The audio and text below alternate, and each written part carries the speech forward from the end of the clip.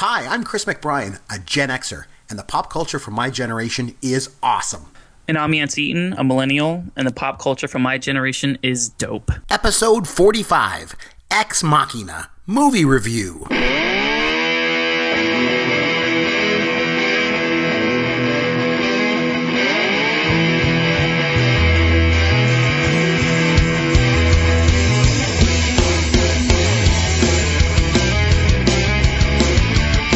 Hey, Chris McBrien here. That is Yancy Eaton, and of course, this is Pop Goes Your World.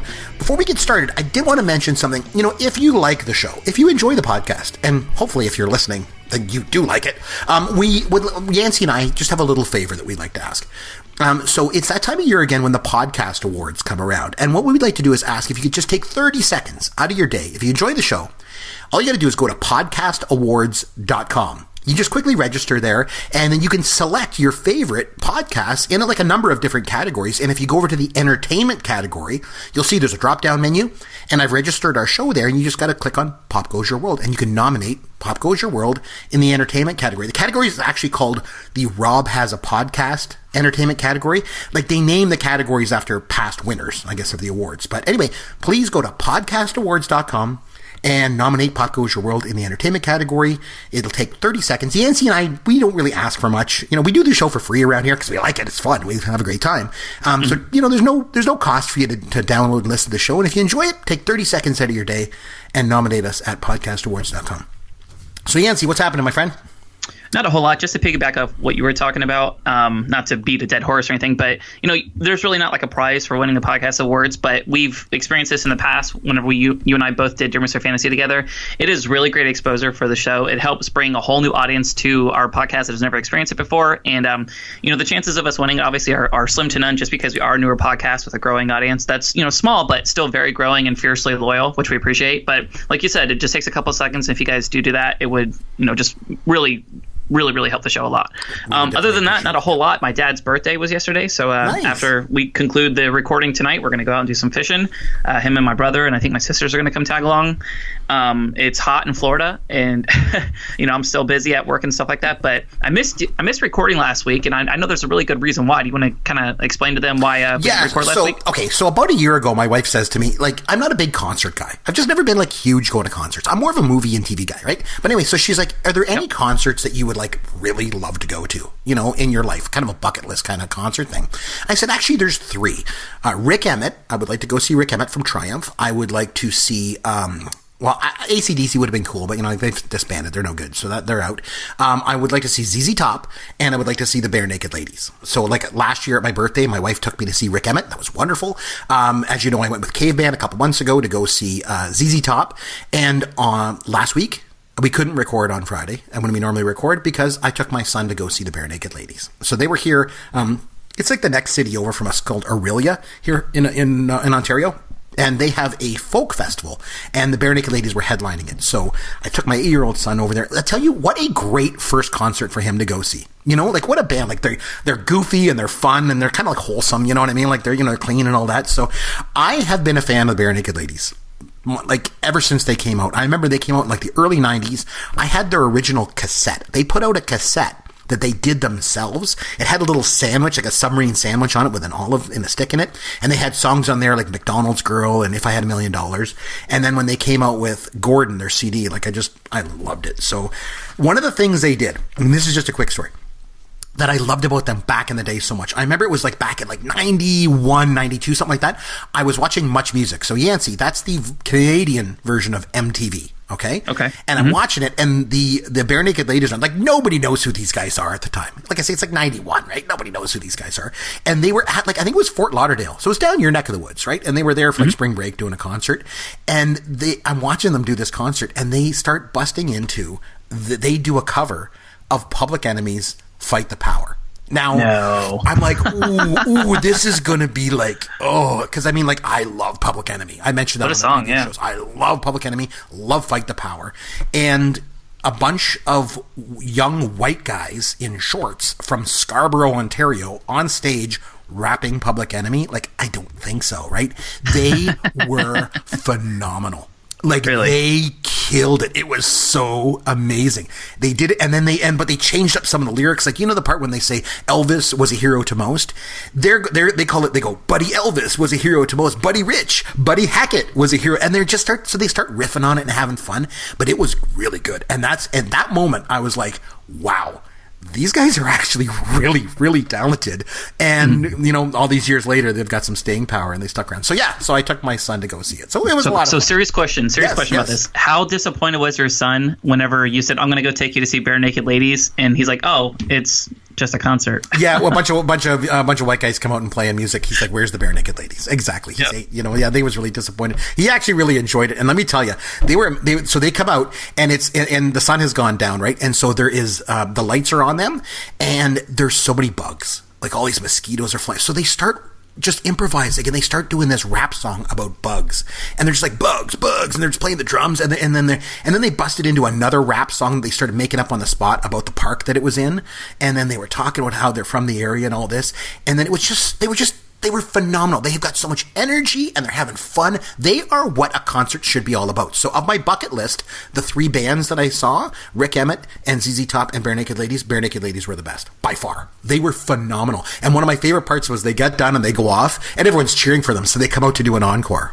They walk out on stage and Ed just starts playing the intro to If I Had $1 Million, right? And everyone goes crazy because you hear the first couple notes and everyone's going crazy.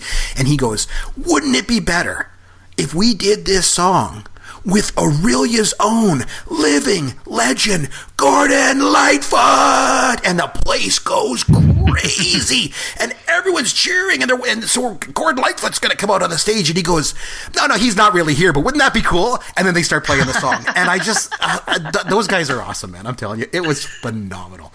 So anyway, you ready to get started, my friend? Yeah, man, I'm awesome. All right, let's go. I don't want to get a whole bunch of hate mail and stuff. I think Jaws is one of the greatest movies ever made. Have you seen it, Chris? It was awesome. And I literally lost it. Night of the Living Dead. That movie literally terrified me. People were running out of the theater. Wait, what? See, I'm young, I'm hip, and I speak the language of the streets. Yes, word. Okay, so this week we flip things back to you, Yancy, and you obviously get to pick the movie for this week, and you decided to go with Ex Machina. So I knew, going into this, I knew absolutely nothing about this movie. Like, even when the last show, when you mentioned that was the title of the movie that we were going to watch, like, I'd never heard of it. So, and I purposefully didn't do any research before I watched it, nothing. So that I could just go into it cold, okay? Yancy, what the hell are you doing to me? What are you doing to me? What is going on, man? Holy smokes.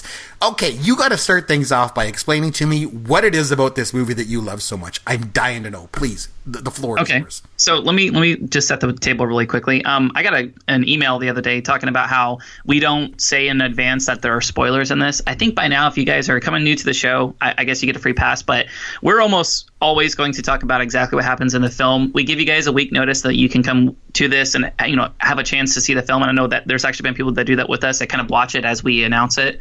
So there will be spoilers in this. Let me just say that. So, well, we do kind of announce at the top of the show, you know, like Ex Machina movie review. You should probably know that we may put a spoiler or two in there. So yeah, that's a good disclaimer.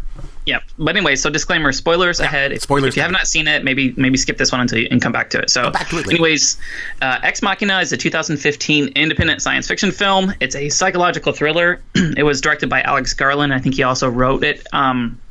It stars Domhnall Gleeson, who is General Hux, and from The Force Awakens. He's also the android from the Black Mirror TV series. I'm sure you remember that, Chris. We've talked about that before.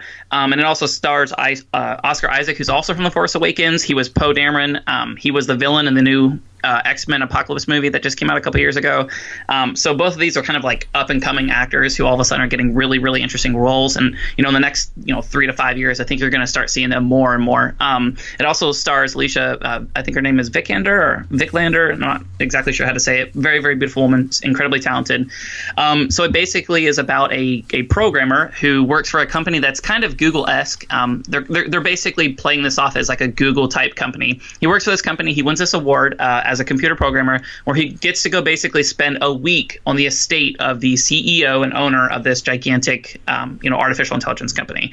And long story short, he he basically introduces him, the main character, Oscar Isaac's character, Nathan, introduces him to this AI that he has been building. And he basically wants to help him test it to see if, it obviously passes the Turing test where people can, tell that it's actually interacting. But also the test is to see that this thing is still, that it's a robot. It shows that it's a robot. You can see all the, machinery and stuff on it. It doesn't have a full skin of, humanism to it. It doesn't look like a full human body, but to know that it's a robot and to still believe that it is human and that it's actually thinking for itself. A lot of stuff happens with this. It honestly gets pretty dark, and it tackles all these different elements of, what are we going to do whenever AI basically surpasses or equals that of human intelligence, and there's all kinds of ethical dilemmas that's involved in it. This is a film that had a very, very small budget when you consider 2017 or 2015 standards. It only grossed $37 million in the box office. If you look on Rotten Tomatoes, though, this has a 93%. This is one of the highest reviewed films on the entire site. So it's right in my wheelhouse. I think it's a perfect, very, very simple, beautifully shot sci-fi film, and I really, really hope you like this, because I knew that Moon was a little bit of a stretch for you, and I was holding out faith that you would like this. So what are your takeaways? What are your main thoughts on it? So I told my wife I would mention this. So one of the things is, every week I'll say to my wife, okay, this is the movie that we have to watch this week. And what she does is she'll go onto her phone and she'll go to IMDb and she'll read the synopsis. And based on the synopsis, she decides if she's going to watch it with me. Just based on like a one-sentence synopsis. So she looks at it and she goes, I'm not watching this movie. This looks dumb. And then so she says, you got to tell Yancy to stop picking dumb movies. And I'm like, okay. So anyway, precious. So she didn't watch it. So I decided to watch it. Okay, so it was 96% on Rotten Tomatoes? 93%, yeah. 93%, wow, that's high. I hate to tell you, I'm in the 7% that didn't like it. I don't know, man. I don't know. Where do I start with it? I found it to be boring. I don't know. It just plodded along. I thought, what's his name? Isaac. Oscar Isaac, the guy from Force Awakens. I thought he was interesting, but I thought that it was kind of a one-note performance. I don't know. I honestly thought it was kind of boring, and it didn't really explore anything. That could have been an episode of a TV show. That's what I think. It took 2 hours. It took an hour and 45 minutes, however long it ran. It took almost 2 hours.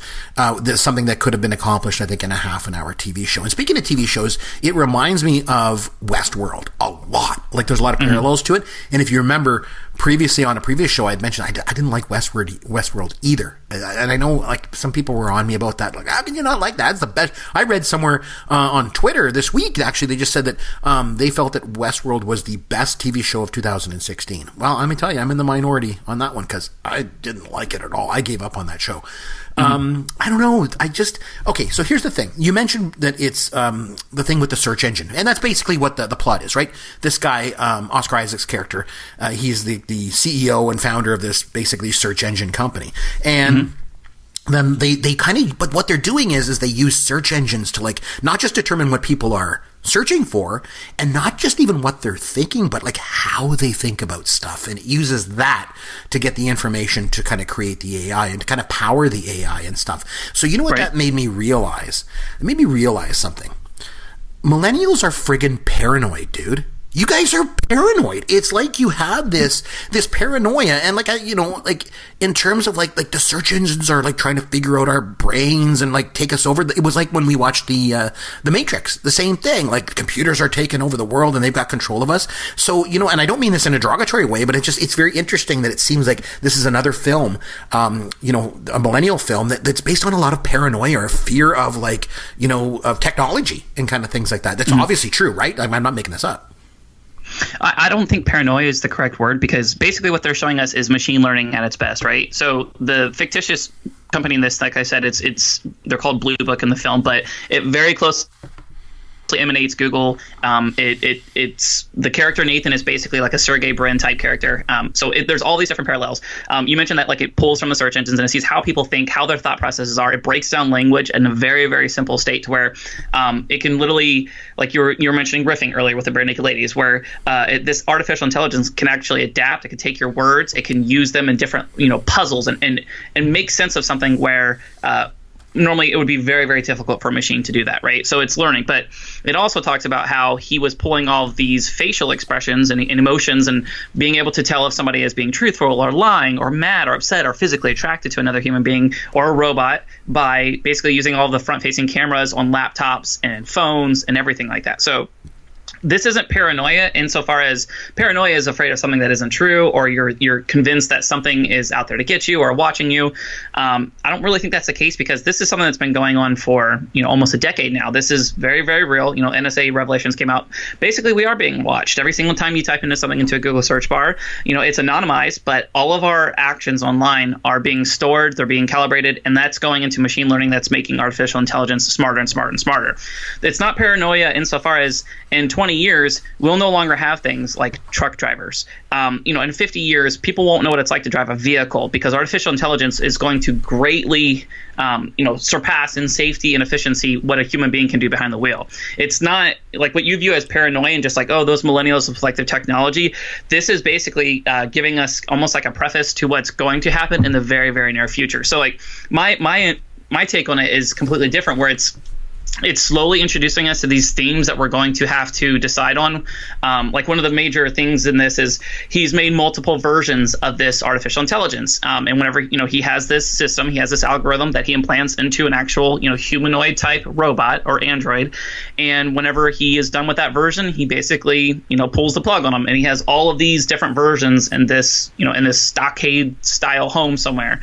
And basically what it's saying is, how far do we let technology progress, and how advanced do we let them become with their artificial intelligence until there's some sort of like accountability that has to be there, because they're basically, like I said, undiscernible from a human being.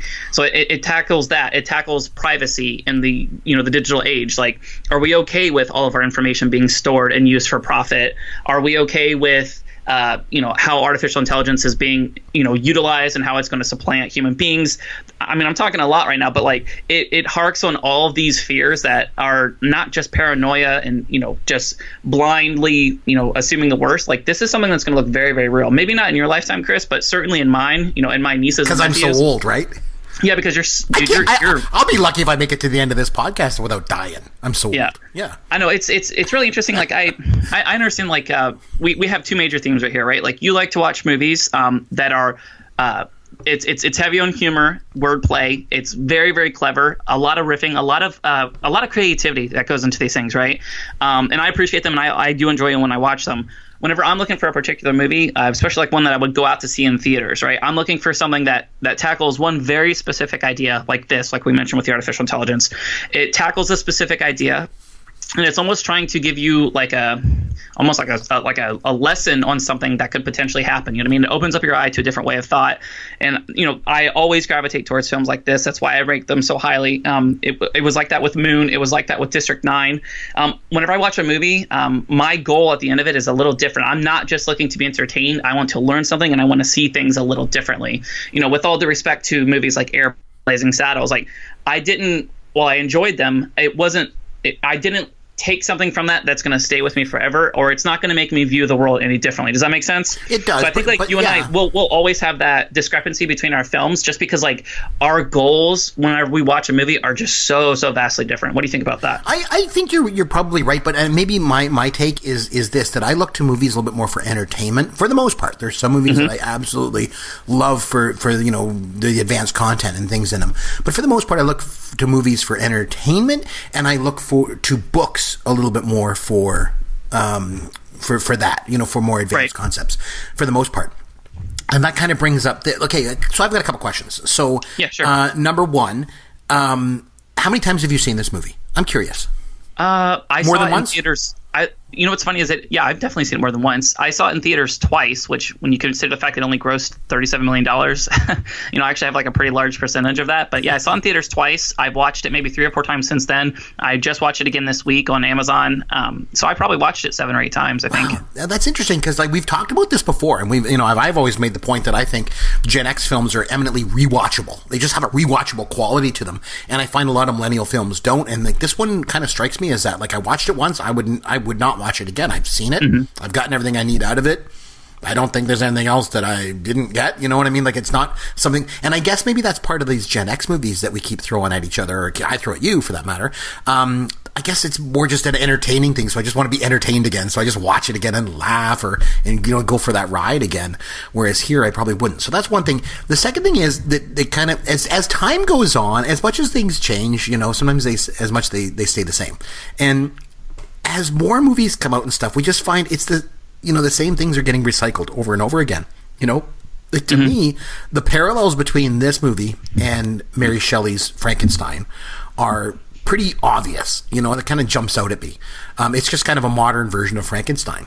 With the creator and the creature type thing. Yeah, exactly. The creating, life from nothing and then what happens to it, it takes on its own life. And the thing for me is Mary Shelley's Frankenstein is one of my favorite books of all time. It's in my top 10 of books of novels, right?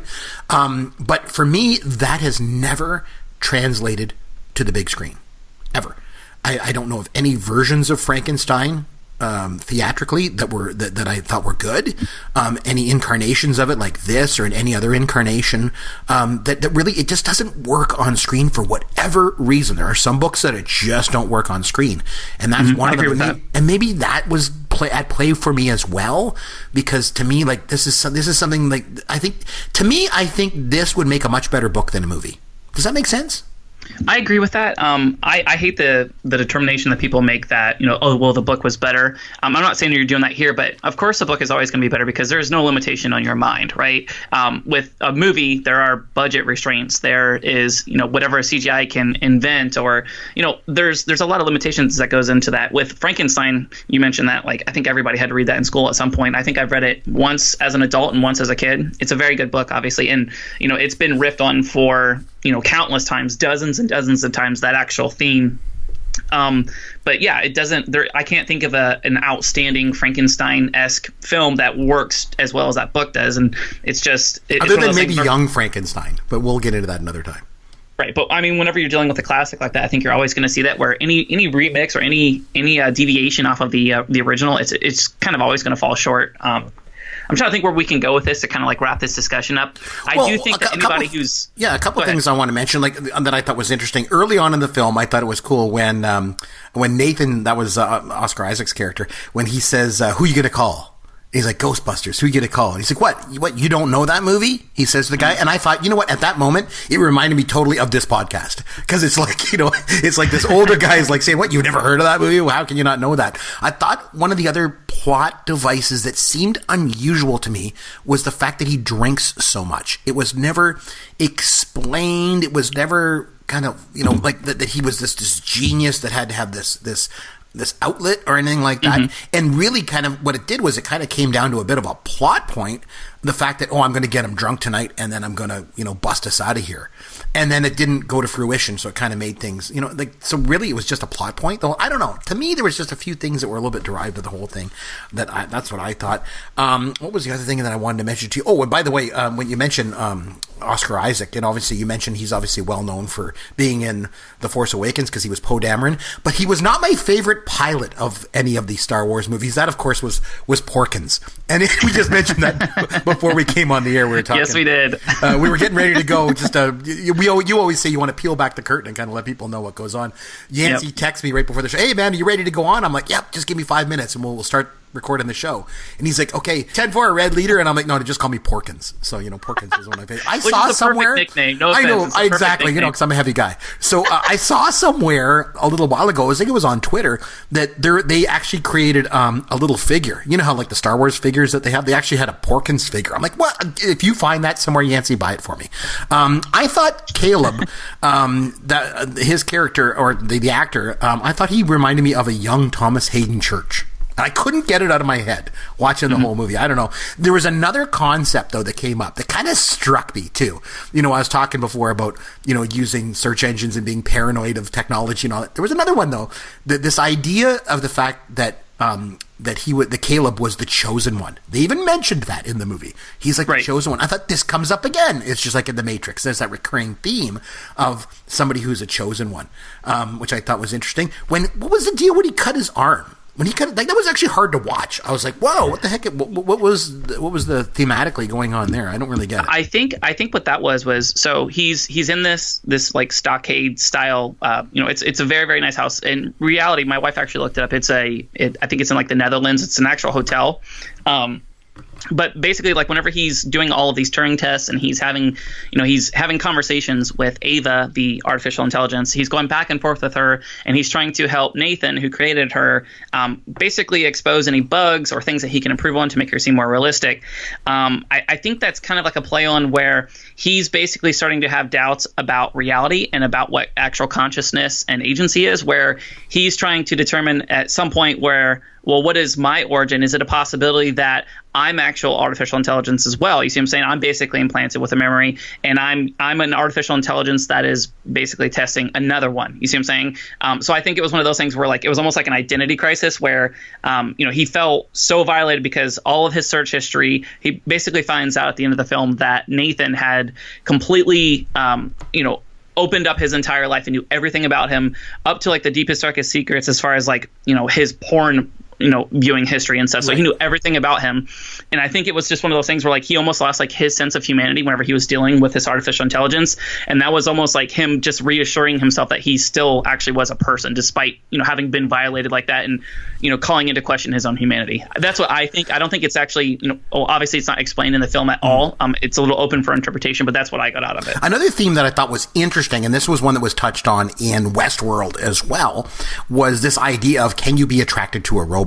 And they kind of went into that here. Like even if you remember the scene where he kind of gets excited watching her undress and that kind of thing. And it was very interesting because even when Nathan was mentioning, oh, well, I've built her anatomically correct. Oh my. These themes are kind of recurring. And even the Oriental one, you thought that she was a human, then it turns out that she's a robot as well. Really, really attractive and all that. It was just an interesting thematic going on there. Again, I just think it's a very millennial film. It's definitely a very, very millennial film. No question about that. But so overall, I guess you probably want to know. So what would you rate it out of 10? We always do this. Like on a scale of 1 to 10, what are you giving this movie? Obviously very high.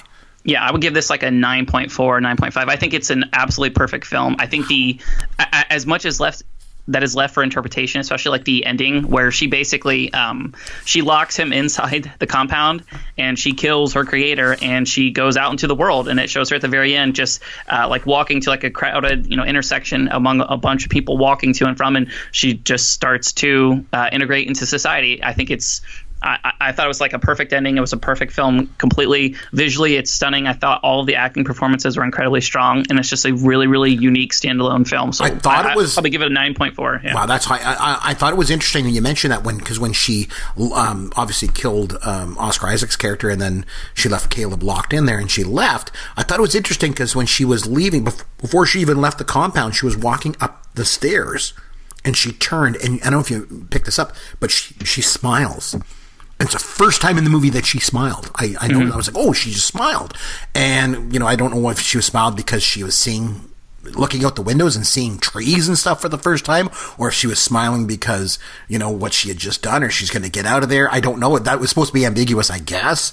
But, yeah, I don't know. Oh, man, you're going to hate me. So you give it like a 9.5? I'll say a 9.4, yeah. Oh, man, I got to give it like a 4. I'm sorry. I just do. Let me ask you this question, Chris. How do you reconcile like a site like Rotten Tomatoes, who has preeminently like what most consider to be like the most representative like rating system? It takes into account so many different things and how it's weighted and stuff. How do you reconcile like something that is scored so highly like that versus like your own personal interpretation of it? You know what I mean? I guess I don't know. This is just my feeling on it. Like that's what I got out of it. That's how much I enjoyed it. And you know what? I'm railing against those people out there on Twitter and that send me emails that say that I'm textbook. I just go with the textbook things. I go with the popular picks. If you were but I'm going against it here. Textbook. Yeah, I'm totally going against the thing here, and I guess it's just a personal thing, and maybe it's because I'm a Gen Xer. I'd like to hear from other Gen Xers that watched this movie and if they loved it or if they didn't like it. So if you're a Gen Xer, please, send me a tweet, send me an email. You can at C McBrien or Chris at popgoesyourworld.com and let me know what you think. Because I want to know, am I a cult of one? Maybe I am, but I'm standing by what I say, and this is what I feel. I love it. Anyway, okay, so time now for some Fun with Yancy. Okay, so this is the part of the show where I'm going to ask you some trivia. You love this movie a lot. This is the highest rated movie of yours that we've done on this show so far. So Correct. This one ranks the highest. Wow, that's amazing. Okay, so I got some questions for you. Yancy, Alicia Vikander, okay, she plays Ava. She's a Swedish actress, and she speaks with an American accent for the role, so she obviously landed the part for this movie. But do you know which actress was seriously considered for the role before they eventually settled on Vikander? I don't know, but I'm going to guess and say Scarlett Johansson. No, it was Molly Ringwald. What? I'm just you. I'm totally you. I'm just pulling a Gen-X goof on you. No, it was Felicity Jones almost got the part, actually, believe it or not. Oh, I could see that. Yeah, I can see that. that. It's pretty close. Okay. Okay, so this movie, I mentioned that I felt that the parallels were close to Frankenstein, but this movie is actually a de facto retelling of a Shakespearean play. Yancy, can you name the play that this movie is actually based on? I cannot, and nor will I. The Tempest. Okay. All right. I have not read it. I'm not familiar. Okay, sir. This movie was nominated, believe it or not, for 2 Academy Awards. And it actually won an Oscar, surprisingly enough to me. No, I'm just totally kidding you. It actually won an Oscar. It's nominated for 2 and it won an Oscar. Can you name the category in which the film took home the gold? I know it's not going to be one of the bigger ones like Best Picture or something, right? It's got to be something with like CGI or something. I'm not sure exactly what the category was. I guess I'll give it to you as Best Visual Effects. And actually, okay. I'm surprised because it was up against Mad Max Fury Road. And Mad Max Fury Road won like every technical award that year. But the other thing, sorry, yeah? Which, by the way, they just announced production. The script is completed, and there's going to be a sequel to Mad Max, which I'm very, very excited about. So that's a little aside. But I hate to break it to you, but the sequel to Mad Max was in 1983. Okay. So anyway, a little bit of Gen X, ire there. Okay. The other thing too is the visual effects. So Ex Machina won, but it was also up against Star Wars: The Force Awakens. Seriously, you telling me this movie's visual effects were better than Star Wars: The Force Awakens? Give me a friggin' break. All they did was they CGI'd over the girl to make her look like she had see-through parts. Come on. Okay. The other thing, it was also nominated for a writing for the best original screenplay. Okay, but it lost a spotlight. But okay, Oscar Isaac. He obviously famously played X-Wing pilot Poe Dameron in Star Wars: The Force Awakens. We mentioned that, even though Porkins is the best X-Wing pilot who ever lived, damn it. But anyway, he's not the only member of the cast to appear in The Force Awakens. Domhnall Gleeson was also in the Star Wars movie. Yancy, can you name the character that Domhnall Gleeson played in Star Wars: The Force Awakens? I believe you already did. I think it was, is it Hux? General Hux? Yes. Yes, that's correct. He's great in that too, by the way. Oh, yeah, he's absolutely fantastic in that. He was, okay, I'm not even going to get into it too much more. I thought he was a little bit miscast in this movie, Ex Machina. I thought it could have been played by different actors. It's so wild how you and I can have such completely different takes on it, Chris. Isn't that crazy? Well, there you go. Okay, so the title, Ex Machina. It's actually a shortened version of a Greek saying, which is Deus Ex Machina, which means God from the machine. So the term it's kind of evolved over the years. You can say, like, it kind of like now means a bit of a plot device where sort of like this unsolvable problem is suddenly like there's been an intervention somehow and some new character is dropped in and kind of solved the problem. Okay? So Yancy, what trippy TV series, which began in 2004, had an episode named Deus Ex Machina in its first season? Do you know? When you first mentioned to me this movie, hey, we're going to watch a movie called Ex Machina, the first thing I thought of was an episode titled Deus Ex Machina from this TV series. So that's why I put it in here. 2004 trippy TV series. Trippy. I got nothing, Chris. It's Lost. Lost. It's the one where Locke and Boone go looking for the plane up on the cliff. Anyway. Okay. Okay, so Ex Machina, Yancy. You get a 3-part, okay? You get one of 3. I'm going to narrow it down. Was this movie a little a lot or mega What do you think? I'll go with a little No, I'm sorry. In fact, it was mega I'm sorry. No, I'm just totally kidding you. It wasn't that bad. We got to have some adversity here on the show. But no, really, I just didn't like it, obviously, that much. But you loved it. So that's what makes the show fun, though, right? Yep. Mm-hmm. Okay, Yancy. All right, here's the part of the show now where I've got to put a movie on you. Okay? So your mission, so should you choose to accept it, young man, as I always say, in preparation for our next show. Okay, I want you to watch, you obviously have to watch the Gen X movie of my choosing, young man. So Yancy, actually, before we do that, let's just be honest here for a second. I'm going to ask you a question. I want an honest answer from you. Okay, don't worry, you're not going to hurt my feelings, okay? Yancy, do you think I'm a nerd? Yes. Good. Do you consider yourself to be a nerd by any chance? Very much so. Good. I mean, yeah, I do. I consider both of us to be nerds. We both like fantasy baseball and like movies and TV shows and Star Wars and all that crap. So as far as nerds go, what could be better than if we all kind of rose up and if we fought back against those who oppressed us? Well, you know what would be better if we watched a movie where this actually happens? Yes, I'm talking about the 1984 comedy classic, Revenge of the Nerds. I want you to watch Revenge of the Nerds, Yancy, and come back next week prepared to talk about it. All right, I'm down for that. For the record, I have never seen this film, but it came out the year my parents graduated from high school, so I guess why not, right? Enjoy it. One of the things that I think that is going to be an interesting talking point next week is how movies have changed so much. The R-rated comedy, it doesn't really exist the way it used to back in the 80s, and this was definitely an R-rated comedy. So there's going to be lots to talk about next week, that's for sure. So you watch Revenge of the Nerds, come back next week. We'll talk all about Revenge of the Nerds, and then we'll go from there. Hopefully you'll enjoy it, but we'll have to wait and see, obviously. Until then, if you want to reach out to us on Twitter, you will find us on Twitter. I'm at C. McBrien, that's IEN, and you'll find Yancy at Yancy Eaton, or you can shoot us an email if you want, Chris at popgoesyourworld.com or Yancy at popgoesyourworld.com.